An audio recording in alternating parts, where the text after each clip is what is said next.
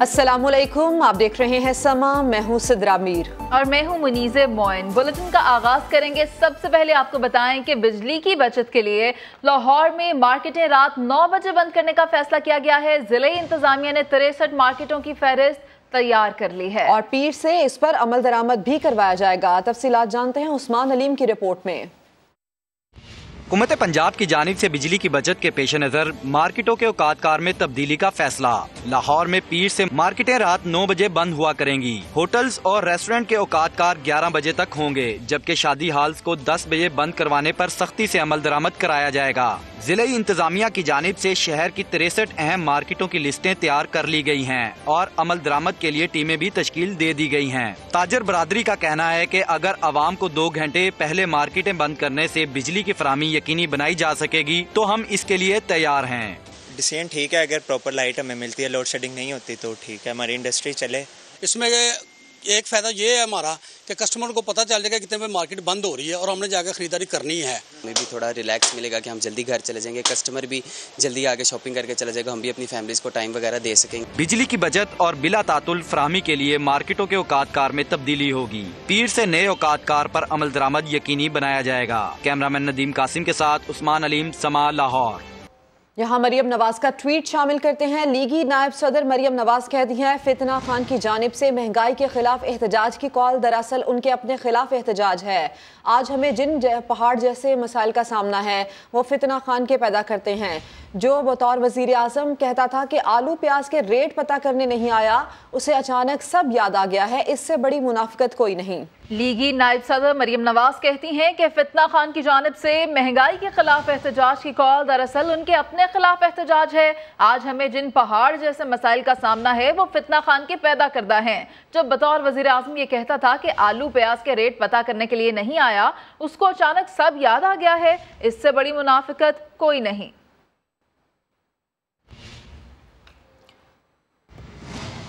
और अब बात करेंगे मुल्क में होने वाली प्री मानसून बारिशों की, जिससे सबसे ज्यादा बलोचिस्तान मुतासर है। कोहलू के पहाड़ी इलाकों में नदी नालों में तुग़यानी आ गई। पुल बह जाने से कोहलू का सिब्बी, कोयटा और दीगर इलाकों से जमीनी राबता मुनक़ता हो गया। मुल्तान, रहीम यार खान समेत जनूबी पंजाब में भी प्री मानसून बारिशें जारी हैं।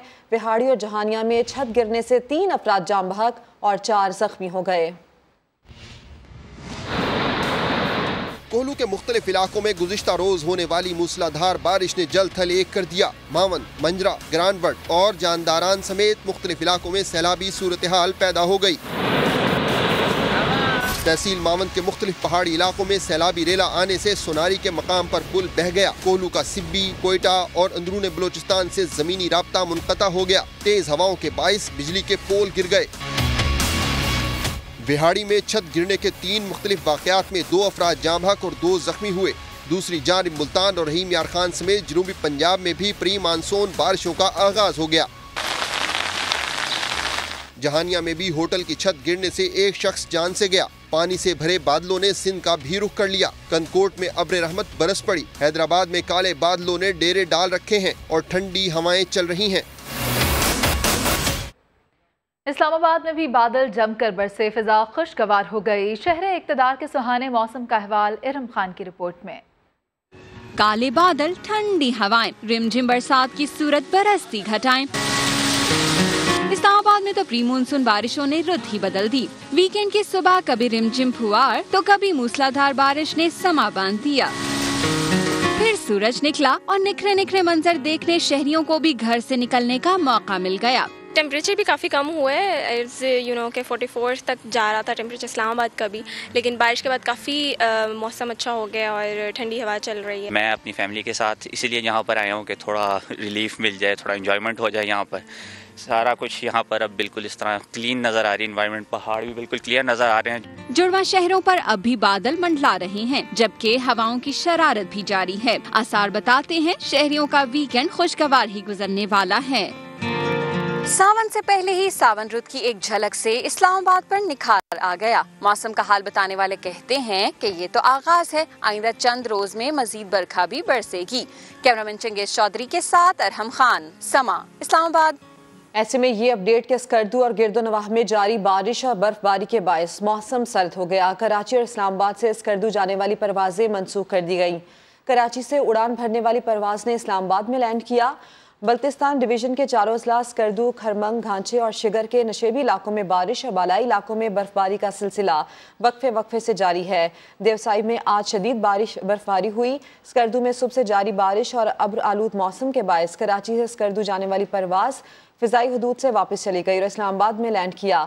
महकमा मौसमियात के मुताबिक अब्र आलूद मौसम और बारिशों का सिलसिला वक्फे से जारी रहने का इम्कान है। दीगर खबरें शामिल करेंगे। वज़ीर ममलकत बराए खारजा उमूर हिना रब्बानी घर की फैटफ इजलास से वापसी पर अहम न्यूज़ कॉन्फ्रेंस कहा कि खुशी है FATF ने पाकिस्तान को क्लियर कर दिया, मगर ये इख्तिताम नहीं, आगाज़ है। साबिक हुकूमत की जानिब से तमाम क्रेडिट लेने के मुताल्लिक कहा कि जो क्रेडिट लेना चाहता है हम उसे क्रेडिट देने को तैयार हैं। उम्मीद है अक्टूबर तक ग्रे लिस्ट से निकलने का अमल मुकम्मल कर लिया जाएगा। इस्लामाबाद से सुमेरा खान की रिपोर्ट।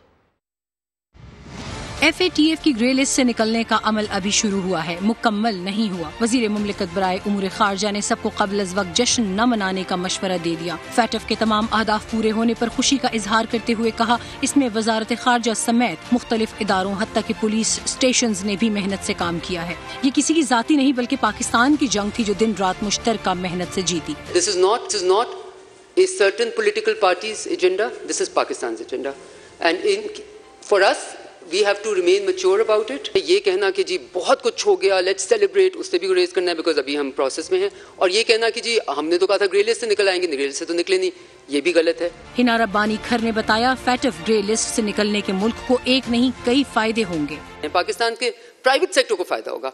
पाकिस्तान के private sector to private sector, अगर एक मुल्क ग्रे लिस्ट में हो तो लोग झिझकते हैं और सोचते हैं करने से पहले। Once we get out of it, and क्योंकि पाकिस्तान की प्रोसेस इतना प्रोट्रैक्टेड, इतना लंबा रहा है, इतना लोगों को पॉलिटिकली भी हो गया, तो लोगों को इतनी अवेयरनेस थी इसके बारे में, I think it will have a very good impact. वजीर मुमलिकत बराए खारजा उमूर ने बताया, फैटफ का वफ्द जल्द पाकिस्तान आएगा। कोशिश है कि फैटफ की तकनीकी टीम अक्टूबर से कबल रिपोर्ट जमा कराए और ये मरहला भी कामयाबी से मुकम्मल हो जाए। हिना रब्बानी खर का कहना था, भारत के हवाले से फैटफ रिपोर्ट 2023 तक आनी है। पाकिस्तान तो मुश्किल से निकल गया, अब भारतीय हुकूमत को भी तमाम सवालात के जवाबात देना पड़ेंगे। कैमरामैन नवैस काजी के साथ सुमेरा खान, समा, इस्लामाबाद। और वजीर आजम शहबाज शरीफ का जियाले चेयरमैन बिलावल भुट्टो से टेलीफोनिक राबता हुआ। FATF एक्शन प्लान पर अमल दरामद मुकम्मल होने पर मुबारकबाद दी। वजीर आजम शहबाज शरीफ ने कहा, वजारत खारजा की पूरी टीम मुबारकबाद की मुस्तहिक है। वजीर खारजा बिलावल भुट्टो ने कहा कि पाकिस्तान के लिए अपनी तमाम काविशें बरोए कार लाकर हर मुश्किल से निकालने की जिद्दोजहद करता रहूंगा।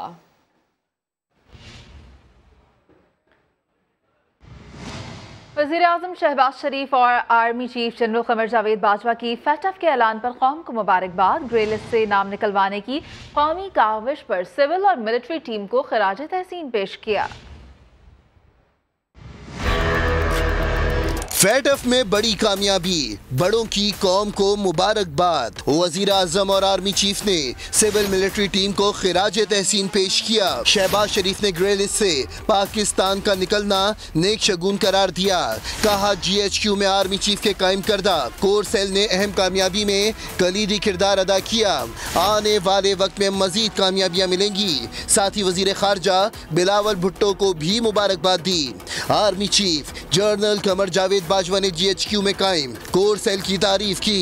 DGI SPR के मुताबिक आर्मी चीफ ने कहा कि कोर सेल ने कौमी कोशिशों को आगे बढ़ाया और सिविल मिलिट्री टीम ने एक्शन प्लान पर अमल दरामद में हम आहंगी पैदा की।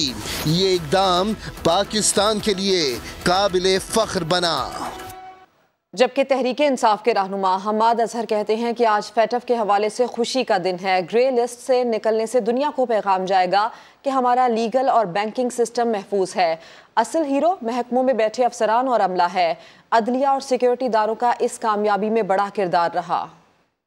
पाकिस्तान के लिए आज खुशी का दिन है कि अब हम 34 में से 34 निकात के ऊपर पूरा उतरे हैं। आलमी बरादरी तकरीबन इसमें यकीन करती थी कि पाकिस्तान का ब्लैक लिस्ट से बचने का कोई चांस नहीं। पूरी दुनिया अब ये जान चुकी है कि पाकिस्तान का मनी लॉन्ड्रिंग के खिलाफ, दहशतगर्दी की फाइनेंसिंग के खिलाफ और हमारा फाइनेंशियल सिस्टम वो अब दुनिया के जदीद जो मईशत हैं, जो जदीद ममालिक हैं, जो तरक्की याफ्ता ममालिक हैं, उनसे मुताबिकत रखता है। इसका असल हीरो जो है वो अफसरान है जो मुख्तलिफ महकमों में बैठे हैं। पूरे पाकिस्तान को इसका क्रेडिट जाता है। उसके अंदर अस्करी क़यादत भी शामिल है, अस्करी अफसरान भी शामिल हैं, सिविल अफसरान भी शामिल हैं। पाकिस्तान अगर ग्रे से बाहर निकल रहा है तो ये पूरे आपके इंटरनेशनल बैंकिंग सिस्टम को जो तजारत चलाता है उसको ये मैसेज जाता है कि आपका अब बैंकिंग सिस्टम सेफ और साउंड है। तो पूरे पाकिस्तान की ये जीत है और हमारे फाइनेंशियल सिस्टम्स और हमारे जो लीगल सिस्टम्स हैं उनके अंदर जो जिद्दत आवाई है उसका एक मैसेज गया है पूरी दुनिया को। मैं समझता हूँ कि पाकिस्तान को ग्रे लिस्ट से निकलते साथ FATF की मेंबरशिप जो है वो फौरी तौर पे हासिल कर लेनी चाहिए। PTI और PDM दोनों फेल हो गए। अमीर जमात इस्लामी सिराजुल हक की तनकीद, कहा कि जिसको देखो ग्रे लिस्ट से निकलने का क्रेडिट ले रहा है तो फिर मुल्क की मईशत तबाह किसने की। मुल्क ग्रे लिस्ट में ले जाने की जिम्मेदारी भी कबूल की जाए। खबर आई है कि पाकिस्तान को ग्रे लिस्ट से निकाला जाएगा और FATF के कवानीन में उनके लिए नरमी आएगी। तो आज इमरान खान साहब भी कहते हैं कि मेरा कारनामा है और 36 में से 34 शराइत मैंने पूरे करके दिखाए हैं। इस्टेब्लिशमेंट वाले भी कहते हैं, PDM वाले भी कहते हैं।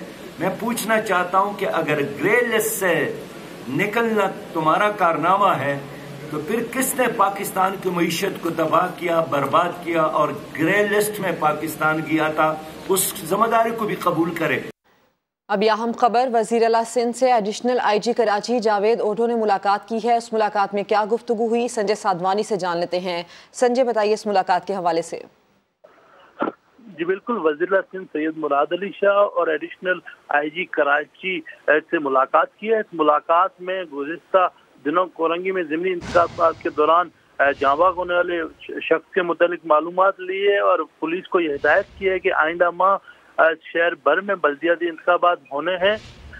ये भी हिदायत की गई है, कोशिश की जाए ऐसे इंतजाम किए जाएं कि आइंदा ऐसा कोई नाखुशगवार वाक़या पेश ना आए। वज़ीर आला सिंध को ने शहर में अमन व अमान की सूरत हाल को मजीद बेहतर करने के लिए भी हिदायत की और ये भी हिदायत की है कि जिन लोगों ने ज़िमनी इंतखाबात के दौरान शहर का माहौल ख़राब किया उनको गिरफ्तार किया जाए और कोशिश की जाए उन पर जो सरकारी मुद्दत में मुकदमा दर्ज करके उनको सख्त से सख्त सजा दी जाए। इसके अलावा तमाम SSPs को ये हिदायत की है कि वो अपने इजला की निगरानी करें, पेट्रोलिंग और इंटेलिजेंस को मजीद बेहतर करें ताकि आइंदा दिनों कभी ऐसा कोई वाक़या पेश ना आए। संजय, तफसील बताने के लिए आपका शुक्रिया। कराची की अदालत ने रुकने कौमी असम्बली आमिर लियाकत हुसैन की मौत की वजह जानने के लिए पोस्टमार्टम कराने का हुक्म दे दिया है और पुलिस ने मौक़िफ़ इख्तियार किया है कि कब्र कुशाई करके लाश के इज्जा हासिल किए बगैर मौत की वजूहात का तयन मुमकिन नहीं। सरकारी वकील ने अदालत को बताया कि वरसा पोस्टमार्टम नहीं कराना चाहते। अदालती कार्रवाई का अहवाल इरफानुल हक की रिपोर्ट। जुडिशल मजिस्ट्रेट शर्की की अदालत में आमिर लियाकत हुसैन के पोस्टमार्टम के लिए दायर दरख्वास्त की समाअत हुई। पुलिस सर्जन की जानिब से अदालत में पेश की गई रिपोर्ट में कहा गया था कि मौत की वजूहात का तयन करने के लिए जिस्म से नमूने हासिल करना जरूरी है। इस मौके पर सरकारी वकील ने अदालत को बताया आमिर लियाकत हुसैन के वर्सा पोस्टमार्टम कराना चाहते हैं, न उन्हें किसी पर शक है। आमिर लियाकत की कब्र कुशाई करके पोस्टमार्टम करने की दरख्वास्त अब्दुल अहद ने दायर की थी, जिसमें कहा गया था कि आमिर लियाकत हुसैन सियासतदान और मकबूल TV एंकर थे। उनके पुरस्कार मौत से उनके मद्दाहों में शकूक व शुबहात ने जन्म लिया है। इस एप्लीकेशन का मकसद सिर्फ इतना ही है जो हमारे क्लाइंट चाहते थे कि एक चीज़ वाजे हो जाए कि what was the actual cause of death और जो भी जहन में जिसके जो शक हैं वो मिट जाए, क्योंकि शुरू में तरह तरह की स्टेटमेंट्स आती रही। आमिर लियाकत हुसैन 9 जून को पुरस्कार तौर पर अपने घर में बेहोश पाए गए थे। अस्पताल पहुंचने पर उनकी मौत की तस्दीक की गई थी। पुलिस हुकाम और वर्सा के दरमियान पोस्टमार्टम कराने के मामले पर आमिर लियाकत हुसैन की तदफीन भी ताखीर का शिकार हुई थी। इरफानुल हक, समा, कराची। साबिक गवर्नर सिंध इमरान इस्माइल कहते हैं PTI के रहनुमा आमिर लियाकत के इंतकाल के बायस खाली होने वाली नशिस्त पर इलेक्शन में हिस्सा लेगी ताकि पता चले कि टर्नआउट क्या होता है। हमने फैसला किया है कि NA 245 का इलेक्शन अब हम भरपूर तरीके से लड़ेंगे ताकि अवाम को फ़र्क पता चले कि लो वोटर टर्नआउट क्या होता है और प्रॉपर वोटर टर्नआउट क्या होता है।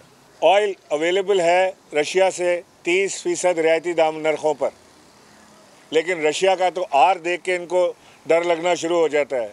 पूरा रशिया तो लिख भी नहीं पाते और पढ़ भी नहीं पाते। इंडिया रशिया से तेल ले रहा है, इंडिया ने अभी मकदार बढ़ा दी है इम्पोर्ट की रशिया से। लाहौर में मारूफ कारोबारी शख्सियत सेठ आबिद मरहूम की बेटी को घर में कत्ल कर दिया गया। पुलिस ने लेपालक बेटे को शवाहिद मिटाने की कोशिश पर हिरासत में ले लिया। कत्ल किसने किया और इसकी वजह क्या बनी, तफ्तीश का आगाज कर दिया गया है। जहांगीर खान की रिपोर्ट देखिए।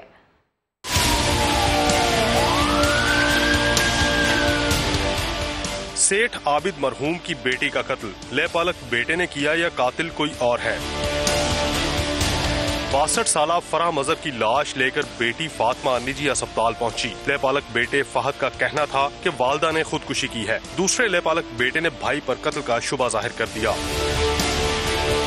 मकतूला को पेट में गोली लगी, पिस्तौल घर के सहन में दबा हुआ मिला। जाए वकुआ में रद्दोबदल करने पर पुलिस ने फहद को 3 मुलाजमीन समेत हिरासत में ले लिया। क्राइम सीन जो था वो सारा जो है वो तब्दील किया गया था। जो वेपन था वो हमें मौके पे नहीं मिला। क्राइम सीन की जो है तब्दीली से पुलिस के जहन में बहुत सारे शकूक शुबहात हैं, जिनको हम इनको अपने थाने में ले जाके इनसे पूछगछ करके इंटरव्यू करके तमाम जो हैं मुलाजमीन उनके इंटरोगेशन करके किसी हतमी नतीजे पर पहुंचेंगे। फराह मजहर का शौहर बैरून मुल्क मुकीम है। मकतूला के 3 लेपालक बच्चे हैं।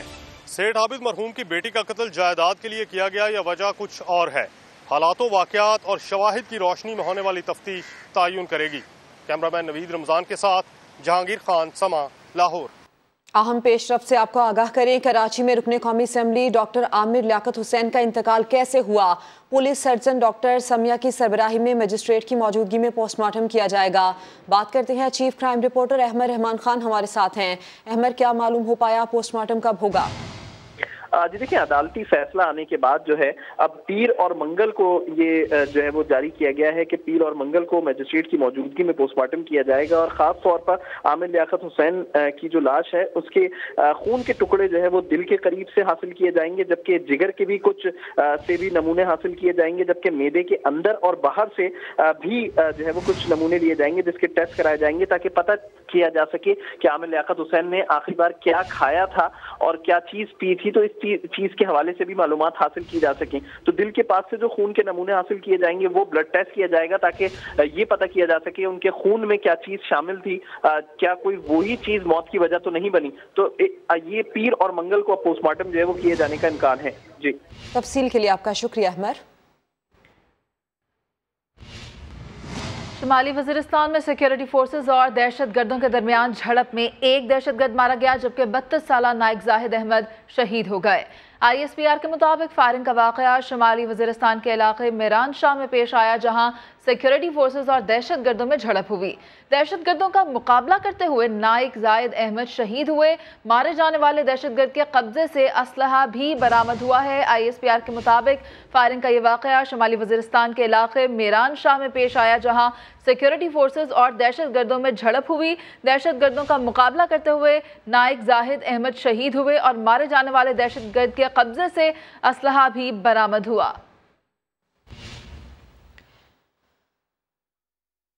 बलूचिस्तान के जिला हरनाई में तामीराती कंपनी के कैंप पर दहशतगर्दों के हमले में 2 मजदूर जख्मी और 6 लापता हो गए। लेविस हुकाम के मुताबिक गुज़श्ता शब निजी तामीराती कंपनी के कैंप पर छप्पर रफ्ट के मकाम पर दहशतगर्दों ने हमला किया। हमले के वक्त कैंप में 8 मजदूर मौजूद थे, 2 जख्मी हुए जबकि 6 लापता हैं। खदशा है कि दहशतगर्द उन्हें अपने साथ ले गए हैं। हमलावरों ने कैंप और 2 डंपर्स को आग लगाकर तबाह किया। वाक़े के बाद लेविस और FC और दीगर सिक्योरिटी फोर्सेज की भारी नफरी मौके पर पहुंची। दहशतगर्दों और लापता मजदूरों की तलाश जारी है। वज़ीर आज़म शहबाज शरीफ का वज़ीर ख़ारजा बिलावल भुट्टो से राबता FATF पर पाकिस्तानी मौक़िफ़ की कामयाबी पर मुबारकबाद दी। अब ये बताएं कि साबिक वज़ीर कानून पंजाब के खिलाफ एक और दरख्वास्त नैब को मौसूल हो गई है। दरख्वास्त में राजा बशारत के खिलाफ आमदन से ज़ायद असासे बनाने का इल्ज़ाम है। दरख्वास्त गुजार साबिक MPA सीमल वहीद ने रावलपिंडी को तमाम शवाहिद फराहम कर दिए हैं। राजा बशारत के खिलाफ दरखास्तों की तादाद अब 4 हो गई है। साबिक MPA सीमल वहीद ने नैब रावलपिंडी को तमाम शवाहिद फराहम कर दिए हैं। दरखास्त में यह भी कहा गया है कि राजा बशारत ने फ्रंट मैन के जरिए अरबों के असासे बनाए। शहजाद अकबर के इमा पर राजा बशारत के खिलाफ खिलाफ नैब ने कार्रवाई नहीं की। राजा बिशारत की मनी ट्रेल और असासों में वाज़ेह फ़र्क है।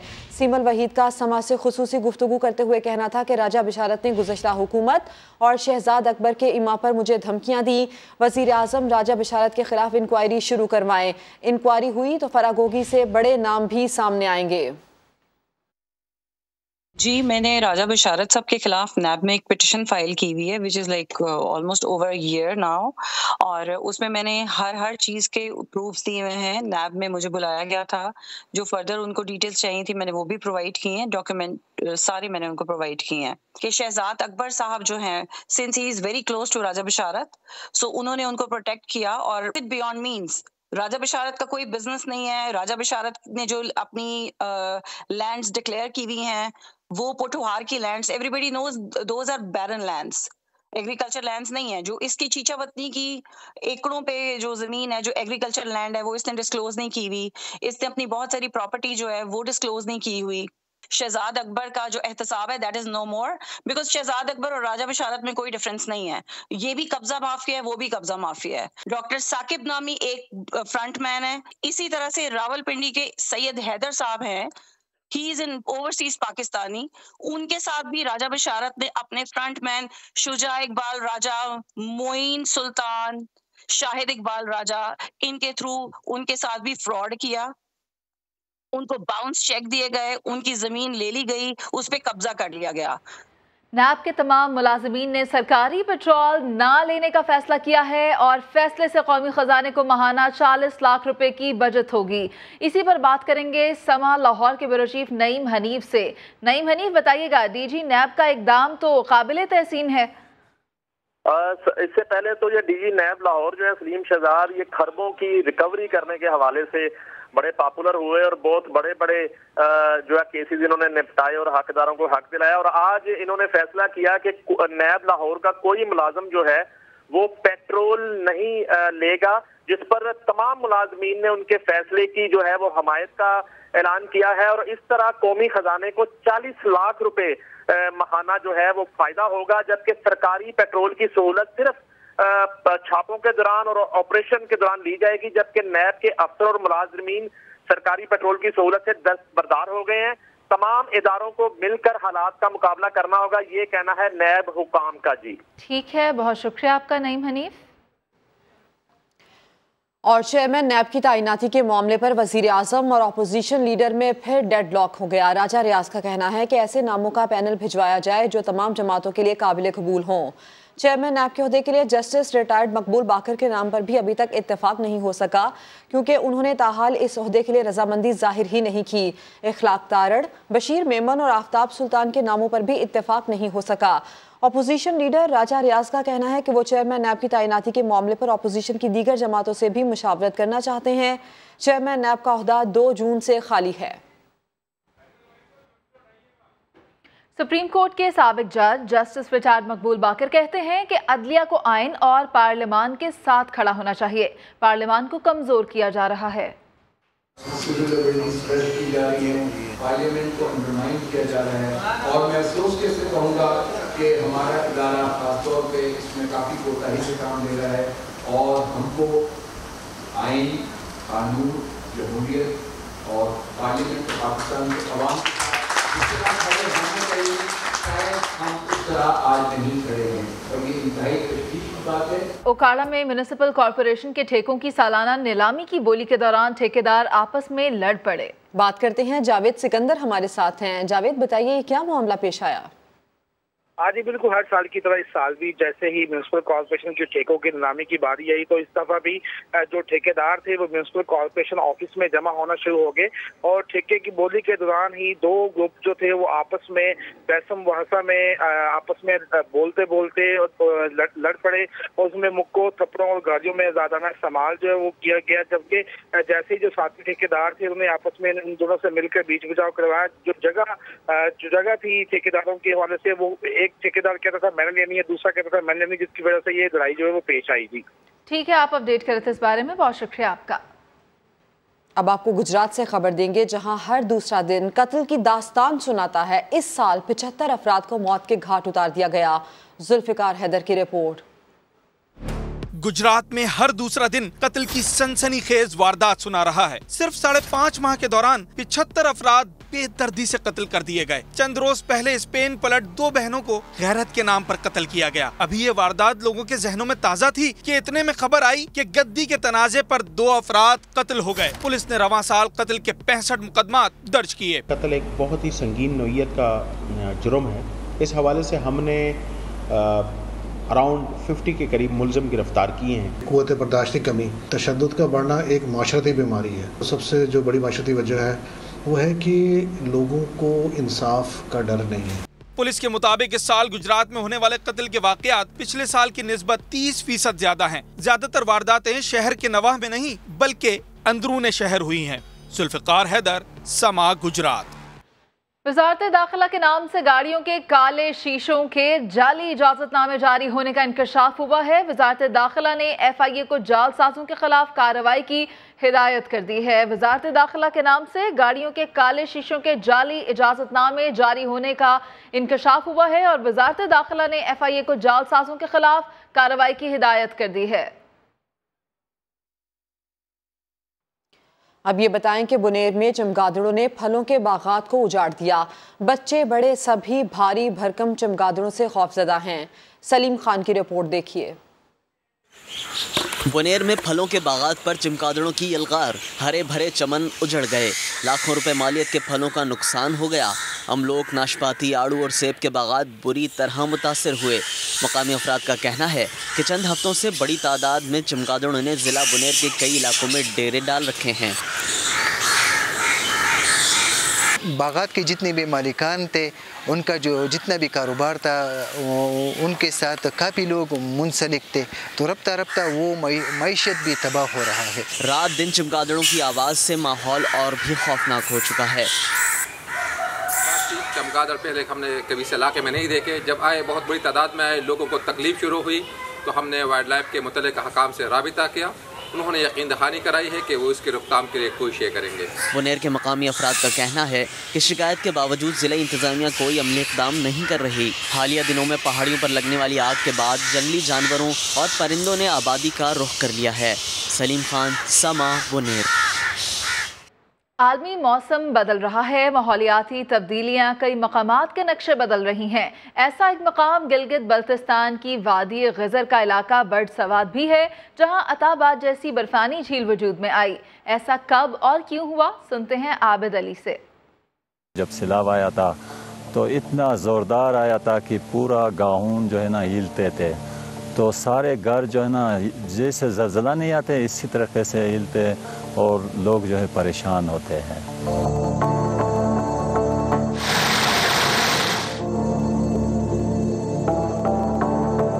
ये है बर्ड सवाद की वादी, जिसके अतराफ के पहाड़ों में 200 से ज़ायद छोटे बड़े ग्लेशियर छुपे हैं। इन इलाकों को सैलाबी पानियों में डुबोने वाला भी एक ग्लेशियर है। जुलाई जब शुरू होते हैं तो हम लोग परेशान में बैठते हैं, हर वक्त उसकी इंतज़ार करते हैं कि आज या कल ये आने वाला है। तो उस टाइम में हमारे बच्चे भी जो है स्कूल से सर्फ हो जाते हैं, क्योंकि हम उनको किधर नहीं छोड़ सकते हैं कि कहीं ऐसे ना हो कि ये रास्ते में जाके कोई मसला या हादसा हो जाए। ये इलाका गिलगित से 120 किलोमीटर दूर है। इस इलाके में बदलते मौसमों के असरात दिखाने के लिए हमें कच्चे पक्के रास्तों से गुजरकर यहाँ पहुँचना पड़ा, जबकि सरहदी इलाका होने की वजह से यहाँ पर आम शहरियों का दाखिला भी ममनू है। इस इलाके में सरसब्ज दरख्तों और हंसते बसते घरोंदों को ग्लेशियर के गोल पत्थरों से बदलने का सिलसिला 2015 में शुरू हुआ। ये झील 2018 को तकरीबन ये ग्लेशियर पड़ने की वजह से ये झील बन गई। बाद में जो है ना सर, ये तकरीबन 2021 में जो है फिर दोबारा ये सैलाब आ गए, फिर उसकी वजह से वो मलबा वहाँ पर जमा हो गए, तो फिर ये बढ़ना शुरू हो गया। बढ़ के जो है ना तकरीबन सारे आबादी को कवर किया। बर्ड सवाद झील 737 स्क्वायर किलोमीटर लंबी हो गई, जो शिस्पर झील से 2 गुना ज्यादा बड़ी थी। मैं इस वक्त पहुंच चुका हूं बर्ड सवाद ग्लेशियर के बिल्कुल करीब, और पीछे आप देख सकते हैं कि इसके टॉप के ऊपर व्हाइट ग्लेशियर है, जबकि जो नीचे का हिस्सा है ये ब्लैक ग्लेशियर है। इस वक्त जो ब्लैक ग्लेशियर है वो बहुत तेजी के साथ पिघल रहा है। सैलाब से 3 गांव मुतासिर हुए, हजारों एकड़ ज़रूरी जमीन तबाह हो गई। फिर जून जुलाई आ पहुंचा और अब वादी बटस्वाद के लोगों को धड़का लगा है कि इस बार अगर ग्लेशियर फटा तो झील के दोनों अतराफ तबाही होगी और अगले कई माह के लिए वो महसूर हो जाएंगे, क्योंकि उनका वाहिद रास्ता भी ये ग्लेशियर अपने मलबे में बहा ले जाएगा। कैमरामैन जहीर अब्बास के साथ आबिद अली, समा, बटस्वाद, गिजर, गिलगित बल्तिस्तान। एक ब्रेक के बाद हाजिर होंगे हेडलाइंस के साथ। देखते रहिए समा।